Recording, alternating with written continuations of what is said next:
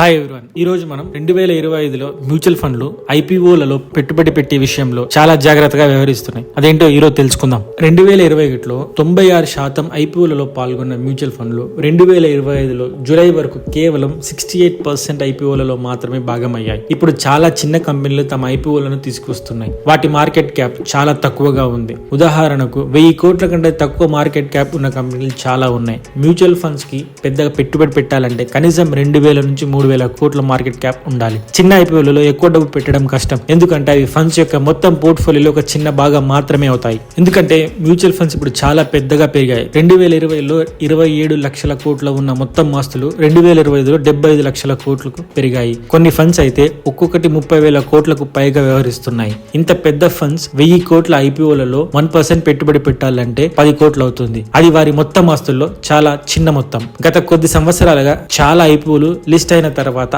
ఆశించినంతగా లాభాలు ఇవ్వడం లేదు. 2025లో సగటు లిస్టింగ్ గెయిన్స్ కేవలం 12.9% మాత్రమే. ఇది 2024 మరియు 2020తో పోలిస్తే చాలా తక్కువ. 90 రోజుల తర్వాత కూడా సగటున 9.2% మాత్రమే లాభాలు వస్తున్నాయి. దీంతో ఐపీఓలలో పెట్టుబడి పెట్టడం అంత లాభదాయకంగా ఉండడం లేదని ఫండ్స్ భావిస్తున్నాయి. ఐపీఓ మార్కెట్లు ఒక సైకిల్లో ఉంటాయి. కొన్నిసార్లు కంపెనీల షేర్ల ధరలు బాగా పెరిగి అసలు విలువకు మించి ఉంటాయి. అటువంటి సమయంలో ఫండ్స్ పెట్టుబడి పెట్టడానికి వెనకాడుతున్నాయి. కన్క్లూజన్ ఏంటంటే మ్యూచువల్ ఫండ్స్ దీర్ఘకాలిక పెట్టుబడిదారులుగా వ్యవహరిస్తున్నారు. ఐపీఓలో లిస్ట్ అయిన ఒక సంవత్సరం తర్వాత కూడా వారు కేవలం 3వ వంతు షేర్లను మాత్రమే అమ్ముకుంటున్నారు. అయినప్పటికీ పైన చెప్పిన కారణాల వల్ల వారు ఇప్పుడు కేవలం పెద్ద మార్కెట్ క్యాప్ ఉన్న మంచి వాల్యుయేషన్ మరియు మంచి భవిష్యత్తు ఉన్న కంపెనీల ఐపీఓలలో మాత్రమే పెట్టుబడి పెడుతున్నారు.